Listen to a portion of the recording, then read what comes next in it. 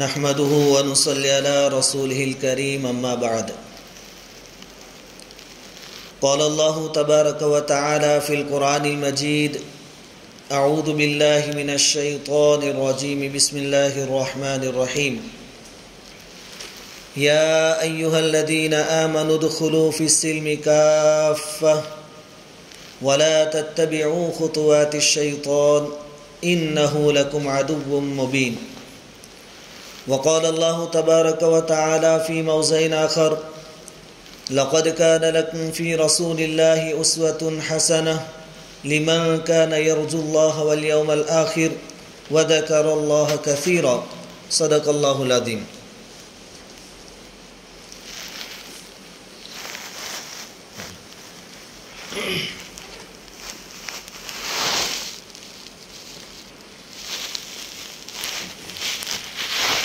بزرگوں اور پیارے بھائیوں، جیسا کہ ابھی امام صاحب کہہ رہے تھے کہ مسلمان اپنے مسائل علماء کرام کے پاس لے کر جاتے ہیں اور دنیاوی چیزیں بھی، دنیاوی معاملات بھی علماء کرام کے سامنے پیش کرتے ہیں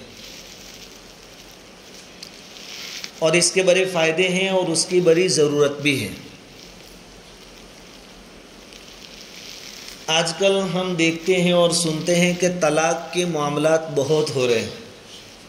آپ کے یہاں کیا ہے وہ معلوم نہیں ہے، لیکن بڑی بڑی جو سٹی ہے، شہر ہے، طلاق کے معاملات بہت ہو رہے ہیں. اس کی ایک بہت بڑی وجہ عدم برداشتگی کے برداشت نہ کرنا. میاں بیوی ایک دوسرے کی کچھ اونچ نیچ کو برداشت نہیں کرتے، لڑائیاں ہوتی ہے، طلاق کی نوبت آ جاتی ہے.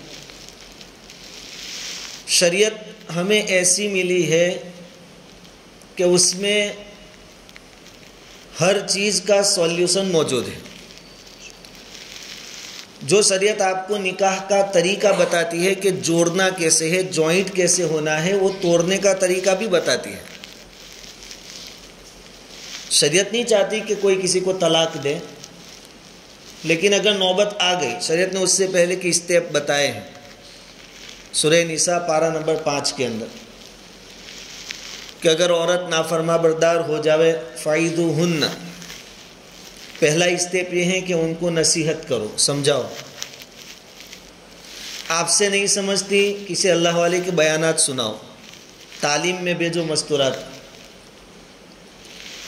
وَاهْجُرُوهُنَّ فِي الْمَضَاجِعِ، اگر یہ پہلا اسٹیپ کام نہیں کرتا، سمجھانے سے نہیں سمجھی ایک لمبے زمانے تک، تو قرآن ہمیں دوسرا طریقہ بتاتا ہے کہ بستر الگ کر دو. یہ بھی ناراضگی ظاہر کرنے کا ایک طریقہ ہے. بستر الگ کر دو، یہ بھی ایک سزا ہے. اگر اس سے بھی کام نہیں بنتا ہے تو تیسرا اسٹیپ ہے وَضْرِبُوهُنَّ، ان کو ہلکی پھلکی مار مارو. ہمارے لوگ جس طرح مارتے ہیں وہ شریعت نہیں کہتے. ہلکی پھلکی مار علماء بتاتے ہیں کہ مسواک سے ہو، اور ایسی مار ہو جس میں نہ نشان ہو نہ تکلیف ہو. ہمارے یہاں جو ہاتھ پیر توڑ دیتے ہیں اس کی شریعت نے اجازت نہیں دی. یہ تیسرا اسٹیپ تھا. اس سے بھی اگر کام نہیں بنا تو ایک آدمی شوہر والوں کی طرف سے، ایک آدمی عورت والوں کی طرف سے، جس کو ہم کہتے ہیں پنچ، جماعت، 2 3 آدمی بھی رکھ سکتے ہیں. اور وہ ایسے آدمی ہونے چاہیے جن کے دل میں یہ کرن ہو کہ کسی طرح طلاق نہ ہو، کیونکہ طلاق سے خدا تعالیٰ کا عرش ہلنے لگتا ہے. بڑی خطرناک چیز ہے. اور طلاق کی نحوستیں لائف ٹائم رہتی ہیں. یہ دونوں جماعتیں جمع ہوگی. اللہ تعالیٰ فرماتے ہیں اِن یریدا اصلاحا، یہ جو بیچ والے ہیں، عورت کی طرف سے ایک، مرد کی طرف سے ایک، یہ دونوں اگر یہ چاہیں گے کہ میاں بیوی میں سمادھان ہی ہو جاوے، یوفق اللہ بینہما، ادھر اللہ تعالیٰ میاں بیوی کے دلوں کو موافق کر دے گا، وہاں محبت ڈال دے گا. بیچ والوں کا رول مین ہے. اگر وہ چاہیں گے تو وہ مل جائیں گے، اللہ تعالیٰ موافقت ڈال دیں گے. یہ اسٹیپ ہے. لیکن یہ ضروری نہیں ہے کہ ہر چھوٹی موٹی بات طلاق تک پہنچے۔ نبی کریم صلی اللہ علیہ وسلم جن کے نقش قدم پر چلنا ہمیں جنت تک پہنچائے گا، اور قرآن میں اللہ رب العزت فرماتے ہیں لَقَدْ كَانَ لَكُمْ فِي رَسُولِ اللَّهِ أُسْوَةٌ حَسَنَةٌ۔ اگر تمہیں کوئی رول ماڈل چاہیے، کوئی نمونہ چاہیے کہ بھئی زندگی کیسی گزارنی ہے، تو حضور صلی اللہ علیہ وسلم کی ذات اقدس آپ کے لیے نمونہ ہے، رول ماڈل۔ آپ کی زندگی اٹھاؤ، آپ کی بھی اولاد تھی اور آپ کے گھر میں بھی طلاق کے مسئلے ہوئے ہیں، اور حضور صلی اللہ علیہ وسلم نے ان معاملات کو حل فرمایا ہے، اور کیسے حل کیا جاتا ہے وہ ہمیں سیکھنا ہے۔ اگر یہ چیزیں ہماری زندگی میں آ گئی تو یہ بیانات کامیاب ہیں۔ ہمارے آج کے بیان کا موضوع اور ٹاپک تھا حضرت حسین رضی اللہ تعالیٰ عنہ کی شہادت اور واقعہ کربلا، وہ انشاءاللہ بعد میں سنیں گے، لیکن اصل جو چیز ہے کہ کچھ ہماری زندگی میں آئے۔ چلو حضور صلی اللہ علیہ وسلم کی زندگی کے کچھ نمونے ہم دیکھتے ہیں۔ ایک مرتبہ حضور صلی اللہ علیہ وسلم اپنی لاڈلی بیٹی حضرت فاطمہ رضی اللہ تعالیٰ عنہ کے گھر تشریف لے گئے۔ حضور صلی اللہ علیہ وسلم نے پوچھا علی کہاں ہیں؟ علی تو آپ کے داماد ہیں رضی اللہ تعالیٰ عنہ۔ حضرت فاطمہ رضی اللہ تعالیٰ عنہ فرماتی ہیں کہ میری اور ان کی کچھ انبن ہو گئی ہے۔ لو انبن تو نبی کے گھر میں بھی ہے۔ دو مختلف مزاج کے لوگ جمع ہوتے ہیں، اونچ نیچ ہوتی ہے، دونوں کی پسند ناپسند الگ ہوتی ہے، چوائس الگ ہوتی ہے، تو کچھ ہو جاتا ہے۔ کہا ٹھیک ہے، کہاں ہے علی؟ کہا معلوم نہیں۔ حضور صلی اللہ علیہ وسلم نے صحابہ کرام کو بھیجا، جاؤ علی کو تلاش کرو کہاں ہے۔ ایک صحابی رضی اللہ تعالیٰ عنہ نے آ کر دیکھا کہ حضرت علی رضی اللہ تعالیٰ عنہ مسجد نبوی میں سوئے ہوئے ہیں۔ آ کر حضور کو خبر دی کہ حضور حضرت علی مسجد میں ہیں۔ حضور صلی اللہ علیہ وسلم وہاں تشریف لے گئے، سسر داماد کے پاس جا رہے ہیں۔ ان چیزوں کو اپنے ذہن میں بٹھاؤ۔ ابھی کیا ہوتا ہے، ایگو کا مسئلہ، نہ میں فون نہیں کروں گا اس کو تو سیدھا کر دیں گے۔ ان چیزوں نے ہمیں پولیس اسٹیشن کے دھکے کھانے پر مجبور کر دیا، اور ایسے لوگوں کے سامنے کئی سالوں تک ہماری مائیں بہنیں اور مرد بوڑھے چکر کاٹتے ہیں جن کو پیشاب کے طریقے نہیں آتے۔ ان کو صاحب بولنا، ان کے کہنے کے مطابق ان کے وقت پر جانا۔ آپ چلتے پھرتے مولوی صاحب کو مسئلہ پوچھ سکتے ہو، لیکن وکیل کو آپ جب چاہو فون نہیں کر سکتے، راستے میں کچھ پوچھ نہیں سکتے ان کو۔ ایسوں کو آپ کئی سالوں تک صاحب کہیں گے۔ یہ مسئلے حل ہو جاوے گھر میں۔ حضور صلی اللہ علیہ وسلم نے حل کر کے بتایا۔ حضور خود تشریف لے گئے مسجد میں، دیکھا حضرت علی رضی اللہ تعالیٰ عنہ سوئے ہوئے ہیں۔ اب سوئیں گے تو بدن کے اوپر سے جو کپڑا تھا، اوپر کی جو چادر تھی وہ ہٹ گئی تھی، اور مسجد نبوی کا فرش اس زمانے میں مٹی کا تھا، تو آپ کے جسم پر مٹی لگی ہوئی تھی۔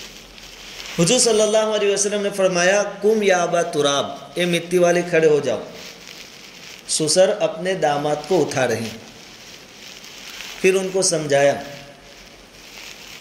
چلو سمادھان کرتے ہیں، صلح کر لیتے ہیں۔ حضرت علی رضی اللہ تعالیٰ عنہ کو راضی کر کے حضور صلی اللہ علیہ وسلم گھر لائے اور معاملہ حل ہو گیا۔ آج بھی کئی معاملات ایسے ہیں جن کو ہماری مستورات اور عورتیں بہت بڑا بتاتی ہیں، لیکن مرد حضرات اس میں اگر دخل دیں اور خود آگے بڑھ کر اس میدان میں کیا معاملہ ہے، کیسے حل ہو سکتا ہے، اس پر توجہ دیں تو بہت سارے مسئلے گھر بیٹھے حل ہو سکتے ہیں۔ یہاں حضور صلی اللہ علیہ وسلم خود گئے اپنے داماد کے پاس، اور جانتے ہیں حضرت علی کو پالا کس نے تھا؟ حضور نے پالا تھا بچپن میں۔ حضور یہ بھی کہہ سکتے تھے میں نے کھلایا تیرے کو، میں نے لڑکی دی، میں نبیوں کا سردار، اور میں تیرے پاس کیوں آؤں، اس کو میرے پاس لے کر آؤ، یا اس کو آنا ہوتا آوے۔ آج تلک کوئی بھی جھکنے والا زمانے میں رسوا نہیں ہوا ہے، اللہ تعالیٰ نے اس کی عزت ہی بڑھائی۔ حضور صلی اللہ علیہ وسلم نے ایک بہت بڑا مسئلہ حل کر دیا، میاں بیوی میں سمادھان ہو گیا۔ حضرت شیخ رحمۃ اللہ علیہ نے فضائل اعمال میں یہ بات بھی حدیث نقل کی ہے۔ ایک اور وجہ جس کی وجہ سے طلاق کی نوبت آتی ہے، ماں باپ کا اپنی اولاد کے ساتھ اور خاص کر کے لڑکیوں کے ساتھ حد سے زیادہ محبت کرنا۔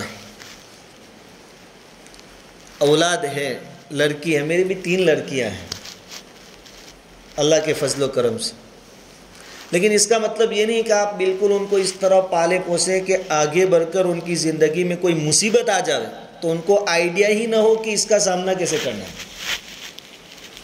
اولاد سے محبت ہوتی ہے۔ حضور کی اولاد آپ کے سامنے دنیا سے رخصت ہو گئی، سوائے فاطمہ رضی اللہ تعالیٰ عنہ کے سب کا انتقال ہوا۔ حضور کے آنکھوں میں آنسو آ جاتے تھے۔ صحابہ اکرام پوچھتے تھے کہ حضور آپ تو صبر کی ہمیں تلقین کرتے ہیں، ترغیب دیتے ہیں، ثواب بتاتے ہیں، اور آپ کے آنکھوں میں آنسو؟ حضور نے فرمایا یہ بے صبری نہیں ہے، یہ محبت کی وجہ سے آنسو نکلتے ہیں۔ حضور کو محبت تھی اپنی اولاد سے۔ حضور صلی اللہ علیہ وسلم کے پاس ایک مرتبہ کچھ غلام اور باندیاں آئی، جنگ ہوئی، جنگ میں مسلمانوں کو فتح نصیب ہوئی تو اس میں باندیاں اور غلام مسلمانوں کے حصے میں آئی۔ ادھر حضرت فاطمہ رضی اللہ تعالیٰ عنہ کا حال یہ تھا کہ گھر کے سارے کام خود کرتی تھی۔ یہ واقعات ہم سنتے تو ہیں لیکن عبرت کی نگاہ سے سنیں کہ اس میں ہمارے لیے سبق کیا ہے۔ حضرت علی رضی اللہ تعالیٰ عنہ سے فاطمہ رضی اللہ تعالیٰ عنہ کا حال دیکھا نہیں جاتا تھا کہ آپ کنویں سے پانی نکالتی تھی تو رسی کے نشانات آپ کے جسم پر ہوتے تھے، جھاڑو دیتی تھی، چولہا جلانے کی نوبت آتی، کپڑے میلے کچیلے رہتے تھے۔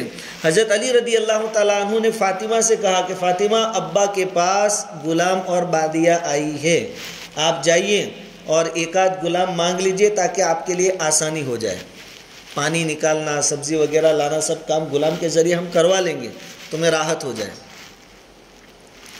حضرت فاطمہ رضی اللہ تعالیٰ عنہ آئی حضور صلی اللہ علیہ وسلم کی خدمت۔ صحابہ کرام رضوان اللہ تعالی علیہم اجمعین کا مجمع بیٹھا ہوا تھا، سب کی موجودگی میں کچھ بولنے کی ہمت نہیں ہوئی، شرم تھی، اور شرم و حیا عورت کا زیور ہے، سونا اور چاندی نہیں، شرم و حیا یہ اصل اس کا زیور۔ آج واٹس ایپ اور فیس بک کے زمانے میں ہم کیا دیکھتے ہیں، شادیاں ہو رہی ہے مسلمانوں کی اور سب بیٹھے ہوتے ہیں بڑے بوڑھے جن سے امید بھی نہیں ہوتی، ان کے سامنے ہماری عورتیں ڈانس کرتی ہیں، ایسے ویڈیو بھی دیکھنے کو ملتے ہیں۔ وہاں حضرت فاطمہ رضی اللہ تعالیٰ عنہ اپنی ضرورت سے آئی تھی اور اپنے باپ کے پاس آئی تھی، لیکن صحابہ کرام بیٹھے ہوئے تھے اور مانگنے میں شرم آئی، بات نہیں رکھ پائی اور گھر واپس آ گئی۔ ایک روایت میں یہ بھی ہے کہ حضرت عائشہ رضی اللہ تعالیٰ عنہ سے بتا کر آئی تھی کہ میں اس ضرورت سے آئی ہوں، ابا کو بول دینا۔ دوسرے دن نبی کریم صلی اللہ علیہ وسلم حضرت فاطمہ رضی اللہ تعالیٰ عنہ کے گھر تشریف لے گئے۔ ہمارے لیے بڑا سبق ہے اس میں۔ جا کر پوچھا بیٹی کیوں آئی تھی؟ ابھی بھی اپنے باپ کے سامنے بولنے کی ہمت نہیں بول پائی، رعب تھا حضور کا۔ حضرت علی رضی اللہ تعالیٰ عنہ نے جواب دیا کہ حضور میں نے بھیجا تھا اور یہ ضرورت تھی، ایک آدھ غلام مل جاتا، باندی مل جاتی تو ان کے کام آسان ہو جاتے۔ ہم کیا کرتے ہیں کہ بھائی داماد واشنگ مشین نہیں لا سکتا تو میں دلا دیتا ہوں، لیکن میری بیٹی کو کیا ہو جائے، راحت ہو جائے۔ یہ بھی کوئی غلط چیزیں نہیں ہیں، لیکن عادت بنانا یہ بری چیز ہے۔ یا کوئی کام والی ہے، اس کی تنخواہ، اس کا پگار داماد نہیں دے سکتا، میں دے دوں گا، لیکن میری لڑکی کو کوئی تکلیف نہیں پہنچنی چاہیے، یہ سوچ غلط ہے۔ یہ دنیا ہے، یہ جنت نہیں ہے، یہاں تکلیفیں آئے گی۔ حضور صلی اللہ علیہ وسلم نے یہ نہیں فرمایا کہ چلو ایک نہیں 2-3 غلام دے دیتا ہوں۔ حضور کا تو حق ہوتا تھا مال غنیمت میں، چلو اپنے حصے میں سے دے دیتا ہوں، نہیں، فرمایا کہ غلام اور باندی سے اچھی چیزیں بتاؤ۔ حضور نے اپنی اولاد کی دنیا سنور جاوی ایسی کبھی فکر نہیں کی ہے صلی اللہ علیہ وسلم۔ حضور صلی اللہ علیہ وسلم نے فرمایا کہ دیکھو رات کو جب سونے کے واسطے بستر پر جاؤ لیٹو تو پڑھو 33 مرتبہ سبحان اللہ، 33 مرتبہ الحمدللہ اور 34 مرتبہ اللہ اکبر۔ یہ غلام سے بھی بہتر ہے اور باندیوں سے بھی بہتر ہے۔ اور ہم کیا کریں آج کے دور میں کہ داماد کو بتائیں گے دیکھو پیسے نہیں ہو تو لون لے لو، ہفتے سے لے لو، میرا کریڈٹ کارڈ استعمال کر لو، ہفتے تم چکا دینا، لیکن بیٹی کے اوپر سے مصیبت دور کرو، کیونکہ ہم دنیا دار لوگ ہیں، دنیا کی راحت کو راحت سمجھتے ہیں، دنیا کی تکلیف کو تکلیف سمجھتے ہیں۔ حضور نے تو ایسی فکر نہیں فرمائی، ہے نا، ہمارے لیے سیکھنے والی بات ہے۔ حضور نے تو آخرت سمجھ دیا یہ بتایا، بلکہ حضور صلی اللہ علیہ وسلم کی تو دعا تھی کہ اللہ میری آل اولاد کو اتنا ہی دے جس میں گزارا ہو سکے۔ حضرت شیخ رحمۃ اللہ علیہ نے فضائل اعمال میں اس کو نقل کیا، زیادہ ہو ہی نہیں کہ وہ اس میں پھنس جاوے اور آخرت کو بھول جائے۔ یہ اپنی اولاد کی لائن سے باتیں تھیں، عورتیں ہیں ان کے سمجھنے کی باتیں۔ اگر آدمی مرد ہے، شوہر ہے، اور کوئی مسئلہ گھر میں آ گیا، وہ بھی حضور صلی اللہ علیہ وسلم کی زندگی کو اٹھاوے کہ حضور کے زمانے میں ایسے پرابلمس آئے تھے کہ نہیں آئے تھے۔ ہماری تو ایک بیوی ہوتی ہے، حضور صلی اللہ علیہ وسلم کی ایک ساتھ 9 بیویاں ہوتی تھی، 9 ایک ساتھ۔ اور جب سوکنے جمع ہوتی ہے، امہات المؤمنین ہیں، ہم کچھ بول نہیں سکتے لیکن کچھ نہ کچھ تو ہو جاتا ہے اندر۔ 9 بیویاں تھیں، کچھ اونچ نیچ ہوتی رہتی تھی لیکن حضور صلی اللہ علیہ وسلم اس کو ہینڈل کرتے تھے۔ آج کل جو شوہر کرتے ہیں تو تیرے باپ کے گھر چلی جا، ایسا حضور صلی اللہ علیہ وسلم نے کبھی نہیں کیا۔ غزوہ احزاب کے بعد کچھ حالات اچھے ہوئے مسلمانوں کے، کیونکہ یہودیوں کے جو قلعے تھے وہ فتح ہوئے، بعد میں خیبر فتح ہوا تو مال آیا، مجاہدین کو ملا، صحابہ کرام کے گھروں کے حالات اچھے ہوئے، لیکن حضور صلی اللہ علیہ وسلم کی گھر کی پوزیشن ویسی ہی تھی۔ تو یہ جو عورتیں تھیں حضور صلی اللہ علیہ وسلم کی، یعنی ہماری مائیں امہات المومنین، انہوں نے مشورہ کیا کہ ہمارے ساتھ جتنی عورتیں تھیں صحابہ کی، ان کے گھر کے حالات تو اچھے ہو گئے اور ابھی وسعت ہے، تو ہم بھی حضور صلی اللہ علیہ وسلم سے تقاضا کریں کہ ہمیں بھی کچھ دے، ہماری بھی دنیاوی حالت تھوڑی اچھی ہو، تھوڑی راحت نصیب ہو۔ مشورہ ہوا، مشورہ کر کے حضور صلی اللہ علیہ وسلم کے سامنے ڈیمانڈ رکھی کہ ہمیں جو آپ گزارے کے لیے دیتے ہیں اس میں اضافہ کرے، پگار بڑھائیں۔ پگار بڑھانے کی بات آتی ہے تو امام صاحب کو کیا کہتے ہیں کہ کوئی دوسری جگہ ڈھونڈ لینا، یہاں گنجائش نہیں ہے۔ حضور صلی اللہ علیہ وسلم کے سامنے تقاضا آیا کہ کچھ وسعت ہوئی ہے تو ہمیں بھی دو، کچھ بڑھاؤ۔ حضور صلی اللہ علیہ وسلم کو یہ بات ناگوار گزری، اس لیے کہ میرے گھر والی اور دنیا کے پیچھے لگے حضور نہیں چاہتے تھے، زندگی گزر رہی تھی، بس ویسے گزار کے یہاں سے چلے جانا تھا۔ حضور صلی اللہ علیہ وسلم ناراض ہوئے اور 1 مہینے تک حضور صلی اللہ علیہ وسلم گھر نہیں گئے۔ اوپر کی منزل میں حضور نے قیام فرمایا، 1 مہینے تک ناراضگی کا اظہار کیا، لیکن یہ مسئلہ تو حضور کے سامنے آیا، حضور نے اس کو سولو کیا، حل کیا۔ کیسے؟ دور ہو گئے ان سے۔ ادھر صحابہ کرام میں یہ خبر مشہور ہو گئی کہ حضور نے سب کو طلاق دے دی۔ حضرت عمر رضی اللہ تعالیٰ عنہ نے ہمت کر کے آپ سے پوچھا، حضور نے فرمایا طلاق نہیں دیا، اور میرا تو ایسا ارادہ بھی نہیں۔ حضور الگ رہے، ناراضگی کا اظہار کیا، عورتیں سمجھ گئی، امہات المومنین نے معافی شافی کر لی، یہ مسئلہ حل ہو گیا۔ اس سے ہم بھی تو سبق لے سکتے ہیں کہ عورتوں کی طرف سے کوئی تقاضا آوے کہ ہمیں یہ چاہیے، اور اگر اس کی گنجائش نہیں ہے یا اس کی خاص ضرورت نہیں ہے تو اس مسئلے کو ہم کیسے حل کر سکتے ہیں۔ ہر چھوٹی موٹی چیز کا تقاضا یہ نہیں کہ معاملہ طلاق تک پہنچ جائے اور کورٹ کچہری تک پہنچ جائے، اس کو حل کرتے سیکھے۔ حضور کی زندگی کو پڑھیں صلی اللہ علیہ وسلم۔ حضور صلی اللہ علیہ وسلم کی عادت مبارکہ یہ تھی کہ روزانہ عصر کی نماز کے بعد تمام ازواج مطہرات کے پاس تھوڑی تھوڑی دیر جاتے تھے۔ نبوت کی ذمہ داری ہے، دنیا بھر کی ذمہ داری، دنیا بھر کے کام ہیں حضور کے، پھر بھی روزانہ اکثر عصر کی نماز کے بعد تمام ازواج مطہرات کے پاس حضور صلی اللہ علیہ وسلم چکر لگاتے تھے، پوچھنے کے واسطے کوئی ضرورت ہے کسی چیز کی، آپ کا یہ معمول تھا۔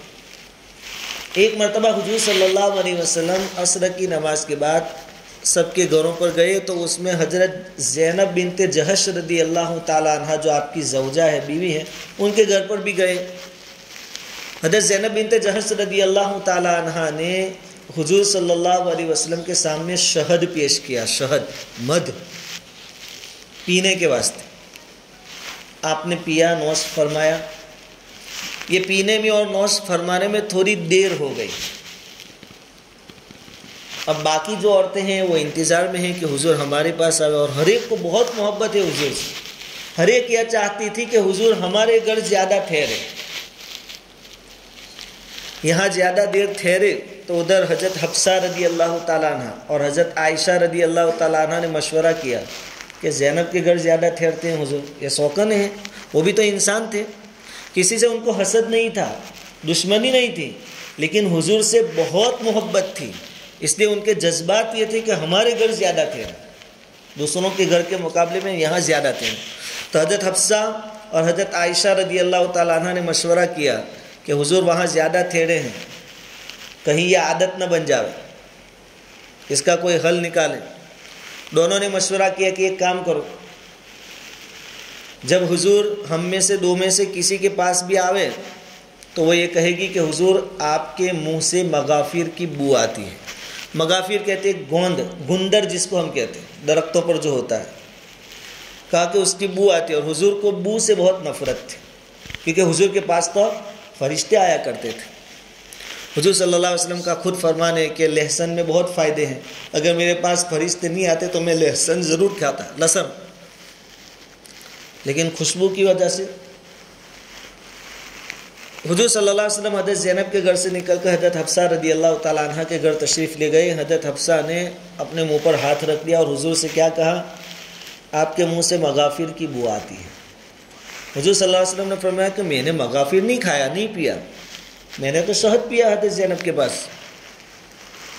تو انہوں نے اس کی وجہ بتائی حضرت حفصہ رضی اللہ تعالیٰ عنہ نے کہ ممکن ہے کوئی مکھی شہد کی مغافیر پر بیٹھی ہو اور وہاں سے رس چوس کے آئی ہو اور اس کا شہد بنا ہو، جس کی وجہ سے بو آ رہی ہو، لیکن آتی ہے مغافیر کی بو۔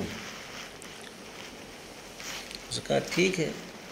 حضور صلی اللہ علیہ وسلم کو بو سے نفرت تھی۔ حضور صلی اللہ علیہ وسلم نے وہاں قسم کھائی کہ میں قسم کھاتا ہوں اب سے شہد نہیں پیوں گا، حالانکہ شہد ایک حلال چیز ہے۔ پھر وہاں سے حضرت عائشہ رضی اللہ تعالیٰ عنہ کے گھر تشریف لے گئے، چونکہ وہاں بھی پلاننگ ہو گئی تھی، مشورہ ہو گیا تھا حضرت حفصہ سے۔ انہوں نے بھی ہاتھ رکھ دیا اور کہا حضور آپ کے منہ سے مغافیر کی بو آ رہی ہے۔ حضور صلی اللہ علیہ وسلم سمجھے کہ واقعتاً کچھ مسئلہ ہوا ہے، کہا ٹھیک ہے، لیکن آپ نے قسم کھا لی تھی حضرت حفصہ کے پاس، اور حضرت حفصہ رضی اللہ تعالیٰ عنہ سے فرمایا تھا کہ دیکھو یہ میں نے جو قسم کھائی وہ کسی کو بتانا مت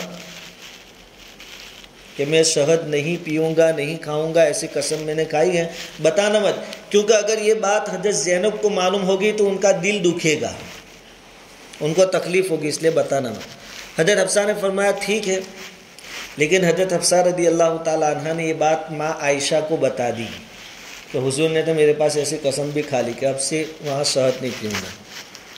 ہے نا حضور کے گھر میں پرابلم ہے کہ نہیں ہے؟ یہاں بھی گٹھ بندھن ہوا کہ نہیں ہوا حضرت حفصہ اور ماں عائشہ رضی اللہ تعالیٰ عنہ۔ حضرت حفصہ رضی اللہ تعالیٰ عنہ نے جب یہ بات حضرت عائشہ کو بتائی، اللہ تعالیٰ نے وحی بھیجی کہ آپ کے گھر میں ایسا ہوا ہے، حضور کو تو معلوم نہیں تھا۔ اب جب غلطی پکڑی جاتی ہے عورتوں کی تو ہم کتنے تیسمار خواہ بن جاتے ہیں شوہر، بلکہ بہت سارے تو انتظار میں رہتے ہیں کہ ایک غلطی اس کی پکڑی جائے تو پھر اس کو ٹھکانے لگا دیں ہم۔ ہوتا ہے نا بھائی ایسا؟ کیونکہ بہادری دکھانے کے واسطے ہمارے پاس عورتیں ہی تو ہیں، دوسروں کے سامنے تو ہم حکمت سے پیش آتے ہیں، بہادری تو دکھا نہیں سکتے۔ خیر اللہ تعالیٰ نے بتایا کہ ایسا ایسا ہوا۔ اب حضور صلی اللہ علیہ وسلم حضرت حفصہ کے پاس گئے رضی اللہ تعالیٰ عنہ، اور ان سے صرف اتنا کہا کہ حفصہ تم نے وعدہ کیا تھا کہ میں کسی کو بتاؤں گی نہیں، بس اتنا کہا، آگے کچھ بھی نہیں کہ تم نے عائشہ کو بول دیا، تم نے وعدہ خلافی کی، زینب کا دل دکھایا، کوئی بات نہیں، بس۔ ادھر حضرت حفصہ رضی اللہ تعالیٰ عنہ نے یہ سوچا کہ یہ بات میں اور عائشہ دو ہی جانتی تھی، تو عائشہ نے بتا دی حضور کو۔ تب حضرت حفصہ بدزن ہو سکتی تھی حضرت عائشہ سے، بدگمانی ہو سکتی تھی ان کو. حضور نے ساتھ میں یہ بھی بتا دیا کہ مجھے اللہ نے بتایا ہے، اب عائشہ کو پوچھنے جانے کی ضرورت نہیں ہے، یہ تو بات اور بڑھے گی. یہ حضور صلی اللہ علیہ وسلم کے گھر کے مسئلے ہیں، اس سے بڑھ کر کوئی نمونہ ہمارے پاس ہے؟ لیکن کیا حضور صلی اللہ علیہ وسلم نے طلاق دے دی؟ حضور نے مار پیٹ کی ان کے ساتھ؟ قرآن کی آیت نازل ہوئی، اللہ تعالیٰ نے فرمایا ان تتوبا فقد صغت قلوبکما، تم دونوں توبہ کرو، تم نے غلط کام کیا میرے نبی کے ساتھ، اور ان کے ساتھ سختی کے ساتھ قرآن نے بات کی. لیکن گھر کا مسئلہ گھر میں اللہ تعالیٰ نے حل فرما دیا. ہمارے سامنے کیوں کھولا؟ یہ ہمارے لیے سبق ہے، ہم کو بتایا جا رہا ہے کہ ہم مسئلے کیسے حل کر سکتے ہیں. لیکن آج کے دور میں کوئی برداشت کرنے کے لیے تیار نہ، میاں ماننے کو تیار نہ بیوی. پھر 5-6 سال عورت کچہری کے دھکے کھا کر پھر عورت کہے گی کہ اب سمادھان کر لو، تب کہیں گے اب شریعت کے مطابق اس کو حل کر دیتے ہیں. پہلے دن سے شریعت کے مطابق حل کیا ہوتا تو آپ کا وقت بچ جاتا، آپ کے پیسے بچ جاتے. اور یہ سب ہو رہا ہے جہالت کی وجہ سے، دین سے دوری کی وجہ سے. ایک بہت بڑا مسئلہ جو آیا کرتا ہے وہ یہ ہے کہ میاں بھی کماتا ہے، بیوی بھی کماتی ہے. اب عورتوں کے دماغ میں یہ بات آ رہی ہے کہ جب میں بھی 15,000 کما رہی ہوں، شوہر بھی 15,000 کما رہا ہے، تو پھر میں شوہر کے کام کیوں کروں؟ میں کیوں اس کے کپڑے دھوؤں گی؟ میں کیوں اس کے لیے کھانا پکاؤں گی؟ میری بھی تو کوئی لائف ہے. پھر یہاں سے مسئلے شروع ہوتے ہیں. ان ساری سمسیاؤں کا حل اللہ رب العزت نے قرآن میں رکھا ہے. دونوں برداشت کرنے کی عادت ڈالیں. یہ طلاق کے واقعے اتنے بڑھتے ہیں، روزانہ آتے ہیں طلاق کے واقعے. اور ایک غلط ٹرینڈ چلا ہے کہ طلاق اب معمولی نہیں رہا. 8 لاکھ 10 لاکھ 15 لاکھ روپے کا طلاق ہوتا ہے. آپ کے یہاں ہوتا خبر نہیں، لیکن ہمارے یہاں ہوتا ہے لاکھوں روپے میں. جب 10 لاکھ روپے دینے پڑتے ہو طلاق کے، تو کوئی شوہر بیوی چاہے کیسی بھی ہو طلاق تو دے گا نہیں. پھر اچھا طلاق نہیں دے گا اور ساتھ میں رکھے گا بھی نہیں، تو پھر عورت کا کیا حال ہوگا؟ اس پر دھیان بھی نہیں دے گا اور اس کو چھوتا بھی نہیں کرے گا، تو وہ کہاں جائے گی؟ لا الہ الا ولا الہ الا، نہ گھر کی رہے گی نہ گھاٹ کی رہے گی. یہ مسئلے ہیں. اس لیے پوری بات کا نچوڑ جیسے مولانا نے کہا، اس پر سے میں نے اپنا ٹاپک چینج کیا. اصل بات پر انشاءاللہ آ رہا ہوں کہ ہر چیز کا حل شریعت میں موجود ہے. شریعت کو سامنے رکھے، علماء کرام کو ساتھ میں رکھے، مشورہ کرے، اللہ تعالیٰ راستے نکال دیں. اور اگر برداشت کرنے کی طاقت ہمارے اندر آ گئی تو انشاءاللہ بہت سارے مسئلے یوں ہی حل ہو جائیں گے. حضور صلی اللہ علیہ وسلم مکہ فتح ہوا، اس کے بعد غزوہ حنین ہوا. غزوہ حنین میں شروع میں مسلمانوں کو تھوڑی پریشانی ہوئی، سب بھاگنے لگے. پھر حضور نے سب کا آواز لگوائی، سب آئے، فتح نصیب ہوئی. مال غنیمت بہت ملا مسلمانوں کو، بہت ملا. جب بہت ملا تو حضور صلی اللہ علیہ وسلم نے اس کو تقسیم کرنا شروع کیا. برداشت کرنے کی لمٹ بتا رہا ہوں آپ تو حضور نے کتنا برداشت کیا. تقسیم کیا تو حضور نے کیا کیا؟ بہت سارے لوگ ابھی فتح مکہ پر مسلمان ہوئے تھے سن ہجری 8 میں، اور اس کے چند مہینے بعد یا 1-2 مہینے بعد ہی غزوہ حنین ہوا تھا. تو جو نئے نئے مسلمان تھے ان کو زیادہ دیا حضور نے. کسی کو 100 اونٹ دیے، کسی کو 200 اونٹ دیے. اور جو پرانے تھے شروع سے، جنہوں نے اپنی پوری زندگی حضور کے ساتھ مل کر سنگھرش کیا تھا، برداشت کیا تھا، ان کو کم دیا. اس میں حکمت تھی. لیکن حضور یہ طریقہ اختیار کرے کوئی اس کو بے انصافی تو نہیں کہہ سکتا. اس میں حکمت تھی، مصلحت تھی.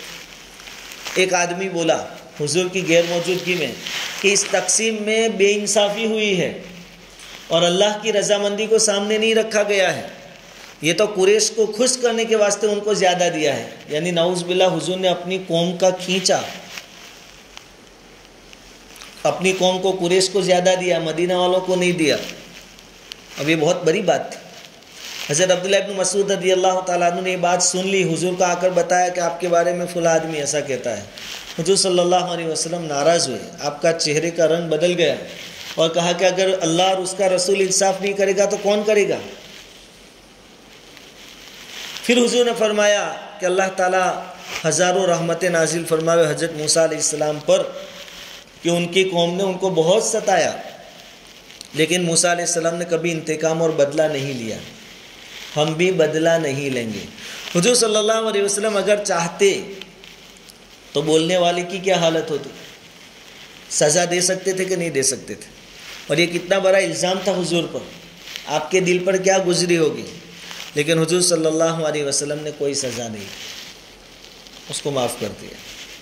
اگر یہ چیزیں ہمارے اندر آ جائے معافی والی، برداشت کرنے والی، تو بہت سارے جھگڑے ختم ہو سکتے ہیں۔ خیر، حضور نے تو اپنی پوری زندگی دین کی اشاعت میں لگا دی، ہم تک دین پہنچانے میں کھپا دی، حضور کے خاندان میں بھی لگا دی، اور خاندان میں آپ کے نواسے حضرت حسین رضی اللہ تعالیٰ عنہ کی شہادت بھی بہت بڑی قربانی، بہت بڑی قربانی۔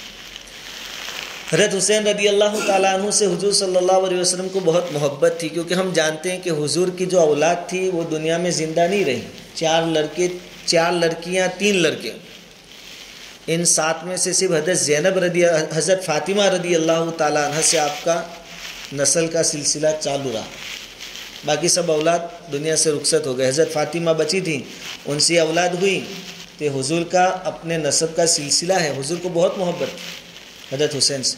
کبھی کبھی ایسا ہوتا کہ حضرت حسین اور حسن رضی اللہ تعالیٰ عنہما مسجد میں آتے، حضور خطبہ دے رہے ہوتے تھے، اور وہ چھوٹے تھے دونوں، تو گرتے پڑتے پہنچتے، حضور صلی اللہ علیہ وسلم ممبر سے نیچے اتر جاتے، ان کو لے لیتے تھے، اٹھا لیتے تھے۔ کبھی ایسا ہوتا حضور صلی اللہ علیہ وسلم نماز میں ہوتے، سجدے کی حالت میں ہوتے، یہ دونوں حضور کی پیٹھ پر سوار ہو جاتے، جیسے گھوڑے پر سوار ہوئے۔ اس وقت تک حضور صلی اللہ علیہ وسلم سجدے سے سر نہیں اٹھاتے تھے جب تک کہ وہ دونوں خود اتر نہ جاتے، اتنا لحاظ حضور صلی اللہ علیہ وسلم فرماتے تھے۔ اور کتنی فکر تھی کہ ایک مرتبہ حضور صلی اللہ علیہ وسلم بیٹھے ہوئے تھے صحابہ کرام کے ساتھ، حضرت ام ایمن رضی اللہ تعالی عنہ آئی اور کہا کہ حضور حسن اور حسین گھر پہ دکھتے نہیں ہیں اور گلی میں بھی نہیں ہیں، گم ہو گئے ہیں۔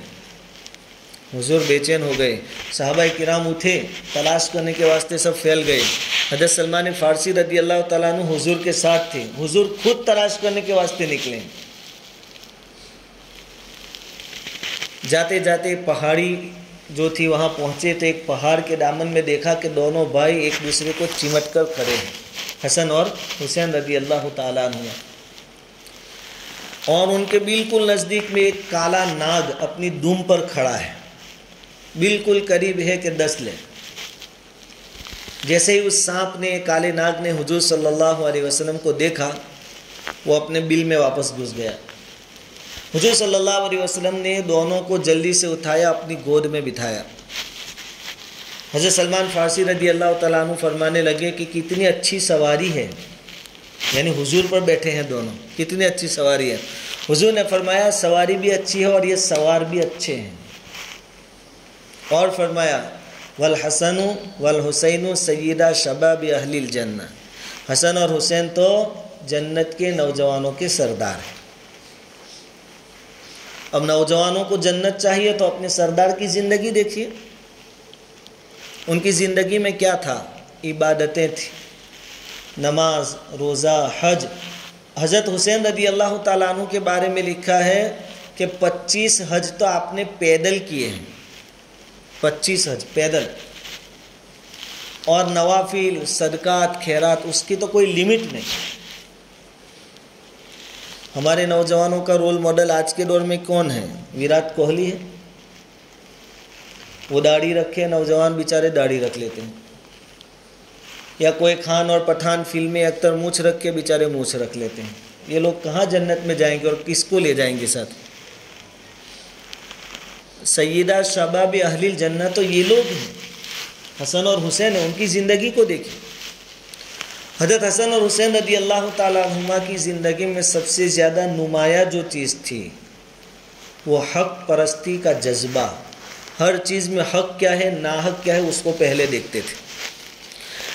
آپ کے سامنے کوئی غلط کام ہو رہا ہے، آپ فوراً اس کو ٹوکتے تھے، لیکن بالکل حکمت کے ساتھ، کسی کو نیچا دکھانے کے واسطے نہیں۔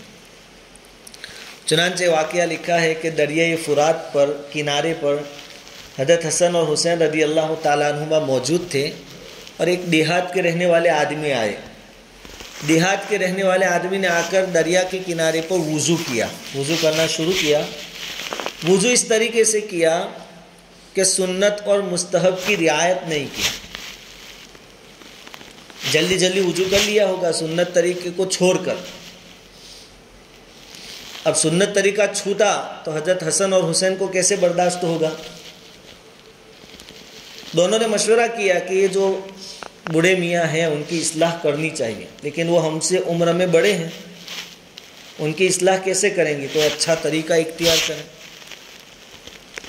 یہ دونوں گئے اور کہنے لگے کہ بڑے میاں دیکھو ہم نوجوان ہیں، نو عمر ہے، ہمیں اتنا نالج دینی لائن کا نہیں ہے، ہم دونوں آپ کے سامنے وضو کرتے ہیں اور نماز پڑھتے ہیں، آپ دیکھ کر فیصلہ فرمانا کہ ہمارا وضو اور ہماری نماز صحیح ہے کہ نہیں. ان دونوں کی تو صحیح تھی، اصل ان کو سکھانا تھا بوڑھے میاں کو. دونوں نے بالکل سنت طریقے کے مطابق وضو کیا، 2 رکعت پڑھ کے اس بوڑھے آدمی کو دکھائی. وہ بوڑھا آدمی سمجھ گیا کہ اصل واقع میرا ہے، غلطی میری ہے، ترتیب میری غلط ہے. اس بوڑھے میاں نے کہا کہ بچوں میں آپ کی بات سمجھ گیا، میں اپنے وضو کو بھی درست کر لیتا ہوں اور نماز کو بھی درست. اس طریقے سے آپ اصلاح کرتے. حق پرستی کا غلبہ، حق بات کہہ دینا ہے حکمت کے ساتھ. پھر ہوا یوں کہ جب تک دنیا میں حضور صلی اللہ علیہ وسلم موجود تھے، اسلامی حکومت برابر چل رہی تھی. حضور صلی اللہ علیہ وسلم کی اس دنیا سے تشریف لے جانے کے بعد خلفائے راشدین ہوئے، 4 خلیفہ، صدیق اکبر، عمر فاروق، عثمان غنی اور علی مرتضیٰ رضی اللہ تعالی عنہم. خلافت برابر چلی، جیسی اللہ کو چاہیے ویسی چلی. اللہ نے اسباب مہیا فرمائے. جب حضرت عثمان رضی اللہ تعالیٰ عنہ کو شہید کیا گیا پلاننگ کے ماتحت، اس کے بعد مسلمانوں میں ایک انتشار پیدا ہوا. حضرت عثمان کے بعد خلیفہ کس کو بنایا جائے، پہلا مسئلہ یہ تھا. اکثروں کی رائے بلکہ اتفاق تھا کہ حضرت علی رضی اللہ تعالیٰ عنہ کو بنایا جائے، اور زیادہ تر صحابہ کرام نے حضرت علی کے ہاتھوں بیعت لی. لیکن سوال یہ اٹھا کہ پہلے خلیفہ مقرر کیا جائے یا پہلے حضرت عثمان کے قاتلوں سے بدلہ لیا جائے، قصاص لیا جائے. تو صحابہ کرام کی ایک جماعت وہ بھی تھی جو یہ کہہ رہی تھی کہ پہلے قصاص لیا جائے. حضرت علی یہ چاہتے تھے کہ پہلے انتظامی لائن کے امور ذرا ٹھیک ہو جاوے، ماحول سازگار ہو جاوے، اس کے بعد بدلہ لیا جائے گا. لیکن یہ جو جماعت تھی، حضرت عائشہ رضی اللہ تعالیٰ عنہ بھی اس میں تھی، اس جماعت کے اندر، ان کا کہنا یہ تھا کہ پہلے یہ کام حل کیا جاوے. اس بنیاد پر اختلاف ہوا اور پھر خلافت تقسیم ہو گئی. دوسری طرف حضرت امیر معاویہ رضی اللہ تعالیٰ عنہ تھے. سن ہجری 41 سے 60 تک 20 سالوں تک حضرت امیر معاویہ رضی اللہ تعالیٰ عنہ کی خلافت رہی. حضرت امیر معاویہ رضی اللہ تعالیٰ عنہ یہ بھی صحابی ہیں اور جلیل القدر صحابی ہے، کاتبین وحی میں سے ہے. ہم میں سے کسی کو حق نہیں ہے کہ ہم کسی صحابی کے بارے میں انگلی اٹھائیں یا کچھ بولیں.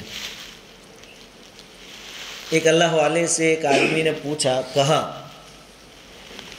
کہ حضرت امیر معاویہ رضی اللہ تعالیٰ عنہ نے اپنے بیٹے یزید کو اپنا نائب بنایا، ولی عہد بنایا، یہ آپ کی اجتہادی غلطی تھی؟ چاہے چھوٹی غلطی تھی لیکن بڑا آدمی غلطی کرے تو بڑی غلطی سمجھی جائے گی. تو نعوذ باللہ حضرت امیر معاویہ کو سزا ملنی چاہیے بڑی. وہ جو اللہ والے تھے انہوں نے کہا کہ اس سے بڑھ کر سزا کیا ہو سکتی ہے کہ تیرے اور میرے جیسے نالائق اپنی گندی زبانوں سے یہ کہہ رہے ہیں کہ امیر معاویہ سے غلطی ہوئی تھی. ہمیں کیا حق بنتا ہے یہ بولنے کا کہ امیر معاویہ سے غلطی ہوئی تھی؟ ہوا یہ کہ جب امیر معاویہ رضی اللہ تعالیٰ عنہ کی خلافت چل رہی تھی، آپ امیر المومنین تھے، آپ نے اپنی زندگی میں حیاتی میں اپنے بیٹے یزید کو ولی عہد مقرر کر دیا، اپنا نائب بنایا. یزید کے بارے میں اس وقت جو صحابہ کرام موجود تھے وہ مطمئن نہیں تھے اس کے کیریکٹر کو لے کر، کہ اس کے اندر وہ صلاحیتیں نہیں ہیں، وہ کوالٹی نہیں ہے جو خلیفہ کے اندر ہوتی ہے. اس لیے بڑے بڑے جو صحابہ کرام تھے وہ ناراض تھے، اس کو ولی عہد بنایا اس وجہ سے. اور سن ہجری 7 میں حضرت امیر معاویہ رضی اللہ تعالیٰ عنہ کا انتقال ہو گیا اور ولی عہد تھا تو اب اس کی باری آ گئی یزید کی. تو بڑے بڑے جو صحابہ تھے انہوں نے یزید کے ہاتھوں بیعت ہونا پسند نہیں کیا. یزید کو اپنا خلیفہ ماننے کے لیے تیار نہیں تھے۔ ان میں کون تھا؟ حضرت ابوبکر صدیق رضی اللہ تعالیٰ عنہ کے لڑکے عبداللہ، حضرت عمر کے بیٹے عبداللہ، اسی طرح عبداللہ بن زبیر، یہ تین بڑے بڑے عبداللہ جو ہے وہ، اور غالباً عبداللہ ابن عباس بھی تھے، یہ بھی تیار نہیں تھے یزید کو اپنا خلیفہ ماننے کے واسطے، اور حضرت حسین بھی تیار نہیں تھے۔ ان کا ماننا یہ تھا کہ خلیفہ کے لیے جو صلاحیت ہونی چاہیے وہ یزید کے اندر نہیں ہے، انہوں نے بیعت نہیں کی۔ یزید کی طرف سے پریشر ڈالا گیا، یہ لوگ مدینہ سے مکہ گئے۔ اس کے بعد کوفہ والوں نے حضرت حسین رضی اللہ تعالیٰ عنہ کو خط لکھا کہ دیکھو ہم بھی یزید کو اپنا خلیفہ نہیں مانتے، عراق میں کسی نے بھی یزید کو اپنا خلیفہ نہیں مانا ہے، مسلمانوں کا امیر نہیں مانا ہے، شام والوں نے مانا ہے، سیریا والوں نے، لیکن عراق والوں نے نہیں مانا ہے۔ آپ ایک کام کیجئے، آپ یہاں آ جائیے، ہم آپ کے ہاتھوں بیعت ہوں گے اور آپ کو اپنا خلیفہ ڈکلیئر کریں گے۔ حضرت حسین رضی اللہ تعالیٰ عنہ کا موقف اسٹینڈ یہ تھا کہ یزید کے اندر چونکہ صلاحیت نہیں ہے، اس لیے مسلمانوں کے لیے اس کا خلیفہ رہنا فائدہ مند نہیں ہے۔ اس لیے حضرت حسین رضی اللہ تعالیٰ عنہ نے اپنی ذمہ داری یہ سمجھی کہ یزید کو ہٹا کر کسی مناسب آدمی کو خلیفہ بنایا جائے۔ اور ایک وجہ یہ بھی تھی کہ اگر حضرت حسین اور یہ بڑے بڑے صحابہ کرام یزید کی خلافت پر اعتراضات نہ کرتے، سوال نہ اٹھاتے، آبجیکشن نہ لیتے، تو ایک غلط میسیج یہ جاتا کہ مسلمانوں میں بھی خلافت اب بادشاہت میں تبدیل ہو گئی ہے، کہ معاویہ باپ ہیں، انہوں نے اپنے پیچھے بیٹے کو ولی عہد بنا دیا، اب یہ بادشاہت کا سلسلہ شروع ہو جائے گا۔ حالانکہ خلافت میں ایسا نہیں ہوتا تھا۔ خلیفہ کس کو بنایا جاتا تھا؟ جس کو سب مسلمان اتفاق سے بناوے، وہ خلیفہ بنتا تھا۔ اور یہاں تو باپ کے بعد بیٹا، راجہ شاہی ہو جائے گی۔ کوفہ والوں نے خط لکھے، کتابوں میں لکھا ہے 12,000 خط آئے تھے، 12,000 آدمیوں کے خط کہ آپ کوفہ آ جائیے حضرت حسین پر، ہم آپ کے ہاتھوں بیعت ہوں گے، آپ کو اپنا امیر مانیں گے، آپ یہاں آ جائیے، آپ حقدار ہیں۔ حضرت حسین رضی اللہ تعالیٰ عنہ نے اپنے چچا زاد بھائی حضرت مسلم بن عقیل رضی اللہ تعالیٰ عنہ کو بھیجا کہ آپ کوفہ جائیے اپنا وکیل بنا کر، وہاں کا ماحول دیکھیے، مناسب لگے، ماحول سازگار ہو، سب لوگ تیار ہو تو میری طرف سے بیعت لے لیجئے میرے امیر ہونے پر۔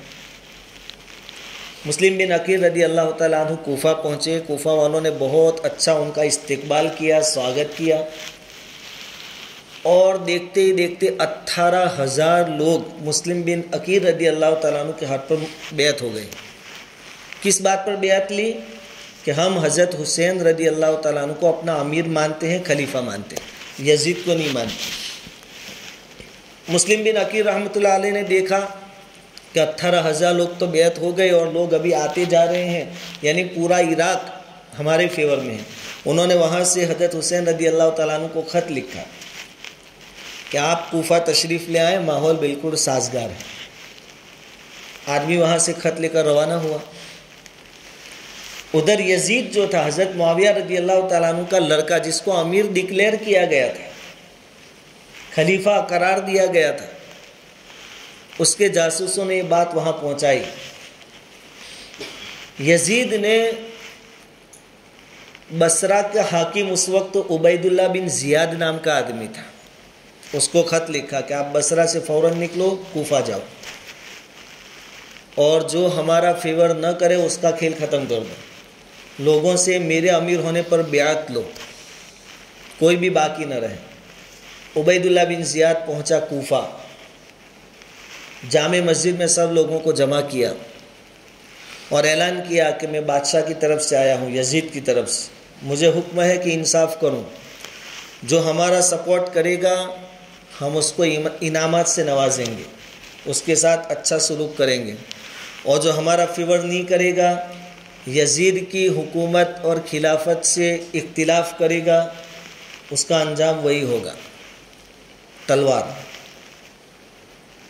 تو بہت سارے لوگ جنہوں نے مسلم بن عقیل کے ہاتھوں بیعت لی تھی حضرت حسین کو خلیفہ بنانے پر، وہ سب پلٹ گئے اور سب نے یزید کے امیر ہونے پر بیعت لے لی۔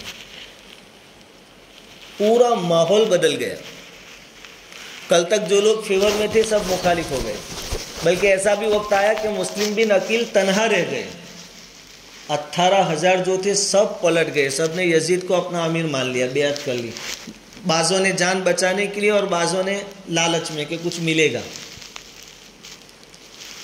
اور یزید نے وہاں سے خط لکھا کہ مسلم بن عقیل جو ہے وہاں کوفہ کے اندر، اس کو پکڑو اور کوفہ سے باہر نکالو، اور اگر مزاحمت کرتا ہے، سامنے ہوتا ہے تو ان کا کام تمام کرو۔ ادھر مسلم بن عقیل رضی اللہ تعالیٰ عنہ کی گرفتاری ہوئی۔ مسلم بن عقیل رضی اللہ تعالیٰ عنہ نے گرفتار کرنے والے جو لوگ آئے تھے ان میں سے اپنا ایک جان پہچان والا آدمی ہوگا، اس سے کہا کہ فٹافٹ حضرت حسین کے پاس یہ پیغام پہنچا دو کہ کوفہ میں حالات بدل گئے ہیں، آپ یہاں مت آنا، یہاں تشریف مت لانا۔ ایک آدمی جس کا نام محمد بن اشعث تھا اس کو روانہ کیا۔ ادھر مسلم بن عقیل رضی اللہ تعالیٰ عنہ کو شہید کر دیا گیا۔ ادھر مکہ سے حضرت حسین کو چونکہ پہلے خط ملا تھا کہ ماحول سازگار ہے، آپ کوفہ آ جائیے، وہ وہاں سے نکل چکے تھے۔ 72 افراد تھے، 72، اس میں 40 سوار تھے اور 32 تو پیدل چلنے والے تھے، اس میں مستورات بھی ہیں، بچے بھی ہیں۔ یہ 72 کا قافلہ مکہ سے بہت دور نکل چکا تھا۔ مقام ثعلبہ میں یہ پیغام آپ کو ملا محمد بن اشعث کا۔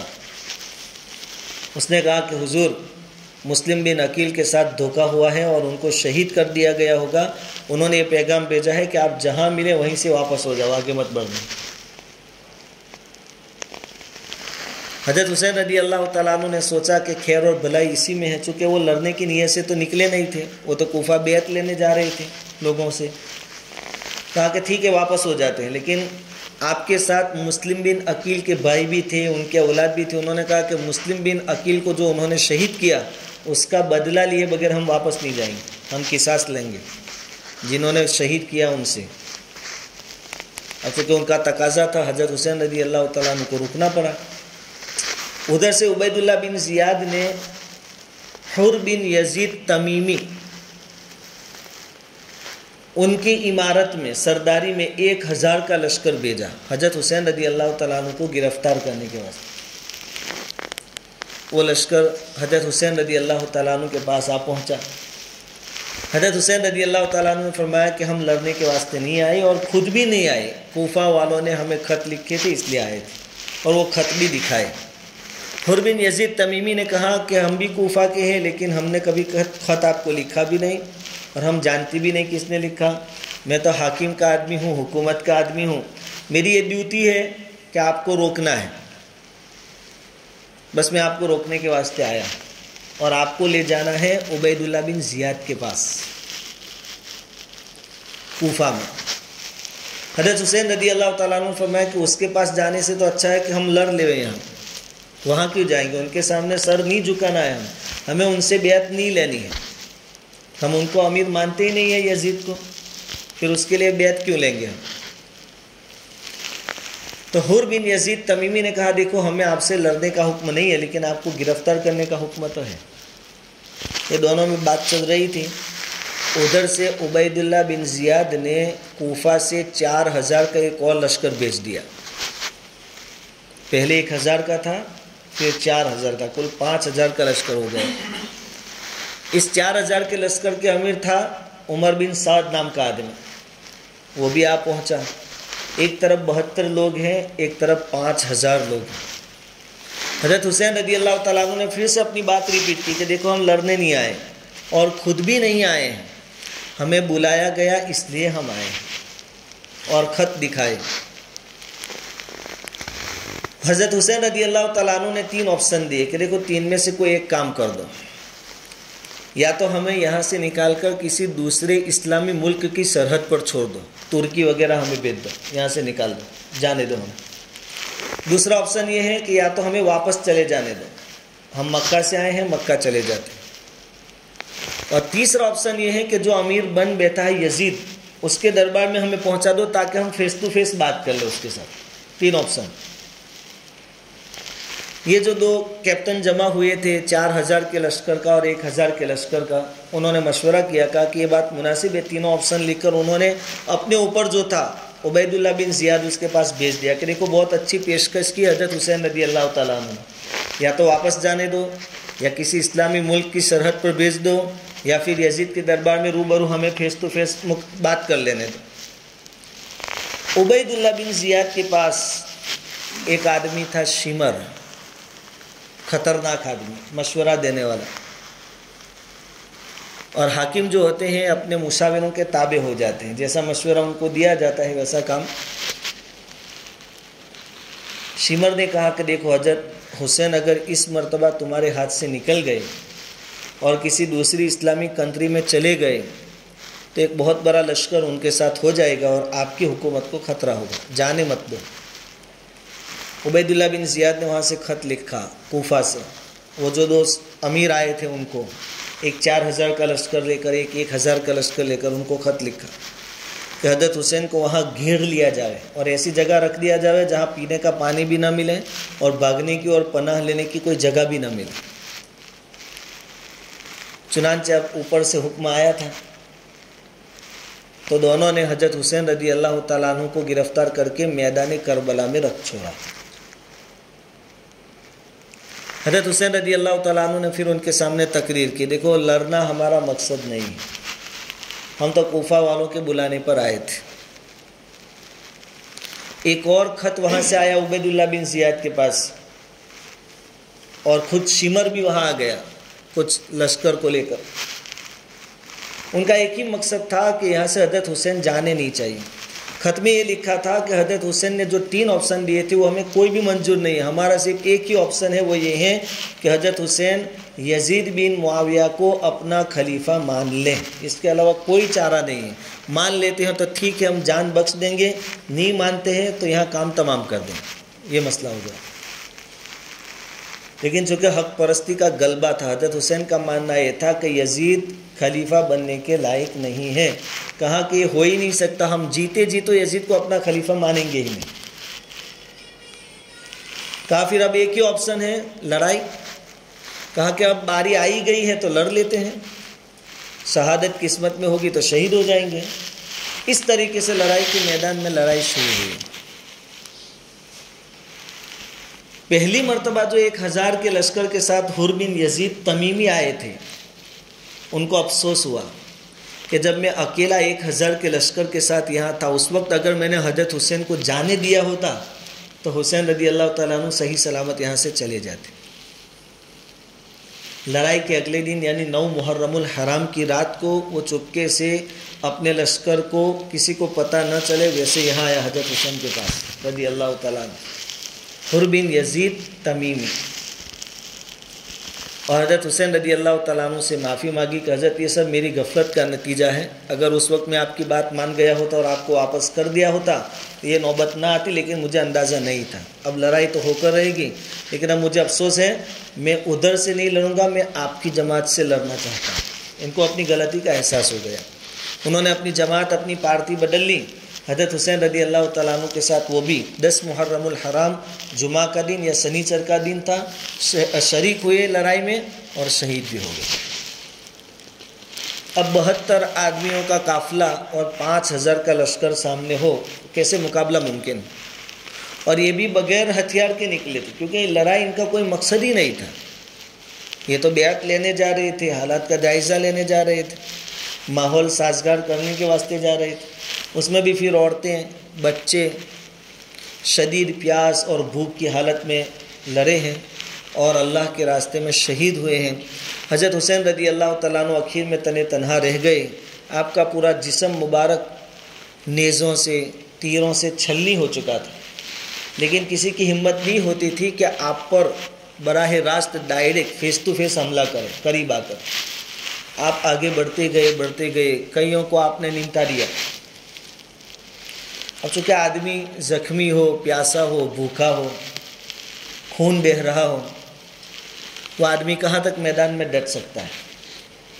قبیلہ کندا کا ایک آدمی تھا، اس کا نام تھا مالک، اس نے پیچھے سے آ کر حضرت حسین رضی اللہ تعالیٰ عنہ کے سر پر تلوار مار دی،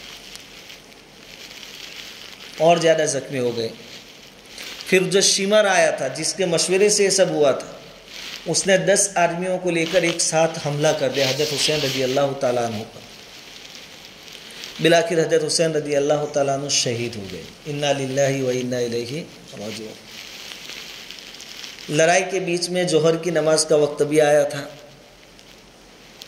اس وقت بھی نماز چھوڑی نہیں گئی، صلاۃ الخوف پڑھی گئی کہ کچھ لوگ پہرے داری پر رہے اور باقی کے لوگ نماز پڑھیں. ایک رکعت پڑھیں، پھر دوسری رکعت پڑھنے وہ آئیں گے تو پہلے والے. یہ بھی ایک طریقہ ہے، بہت سارے طریقے ہیں صلاۃ الخوف کے، لیکن لڑائی کے میدان میں بھی نماز نہیں چھوڑی گئی. آج ہمارا حال دیکھو، ابھی گرمی کی سیزن سے تھوڑی راحت ملی تو فجر کی نماز میں نمازی کم ہو گئے. بھائی کہاں گئے وہ؟ آتے تھے، وہ کہا ٹھنڈک ہوئی ذرا آنکھ لگ جاتی ہے. ہمارا یہ حال ہے، وہاں نماز نہیں چھوٹی، تلواروں کے سائے میں انہوں نے نماز ادا کی. خیر حضرت حسین رضی اللہ تعالیٰ عنہ شہید ہو گئے، حق کی وجہ سے شہید ہوئے. اور جن لوگوں نے آپ کا یہ حال کیا، کسی کو دنیا میں چین اور سکون نصیب نہیں ہوا. یزید بن معاویہ بھی 2.5 سال کے بعد دنیا سے رخصت ہو گئے. عبید اللہ بن زیاد کی بھی گردن کاٹ دی گئی. تاریخ پڑھیں گے تو آپ کو سب واقعات معلوم ہوں گے. کوئی کسی بیماری میں مبتلا ہو گیا اور بہت ساروں کے چہرے کالے ہو گئے تھے، سیاہ ہو گئے تھے.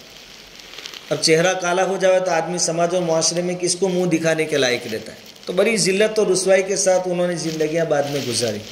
تو پوری بات کا خلاصہ یہ کہ حضرت حسین رضی اللہ تعالیٰ عنہ حق پرستی کے جذبے کی خاطر شہید ہوئے ہیں، کہ ان کا یہ ماننا تھا کہ یزید بن معاویہ خلیفہ بننے کے لائق نہیں، اور جو آدمی لائق نہ ہو اس کو خلیفہ ہم نہیں بنائیں گے اور سپورٹ بھی نہیں کریں گے.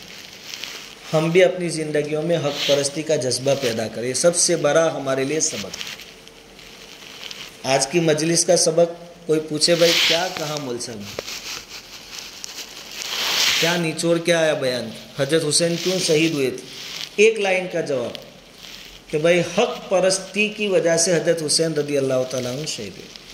تو حق پرستی، حق بولنا، حق کہنا، چاہے کبھی کبھی حق ہمارے خود کے خلاف ہو تو بھی اس کو ایکسیپٹ کرنا، یہ آج کا سبق ہے. اللہ تعالیٰ ہمیں کہیں سنی باتوں پر کہنے سننے سے زیادہ عمل کی توفیق عطا فرمائیں. اور مختصر بات یہ بھائی، جیسے بیانات ہوتے ہیں اس کے بعد کہیں نظم پڑھی جاتی، میرا تو کوئی ایسا مزاج نہیں ہے، سیدھی سیدھی باتیں ہیں. کوشش یہ ہے کہ ہم کچھ سیکھ کر جائیں، کچھ اپنی زندگی میں آوے، کچھ سیکھے. اس طریقے سے بیان ختم. شروع میں جو باتیں کہی وہ بھی بہت امپورٹنٹ تھی کہ گھریلو مسائل ہم الحمدللہ شریعت کی روشنی میں اپنے گھر بیٹھے بھی حل کر سکتے ہیں. اللہ تعالیٰ ہر ایک کو خوشگوار زندگی نصیب فرمائے.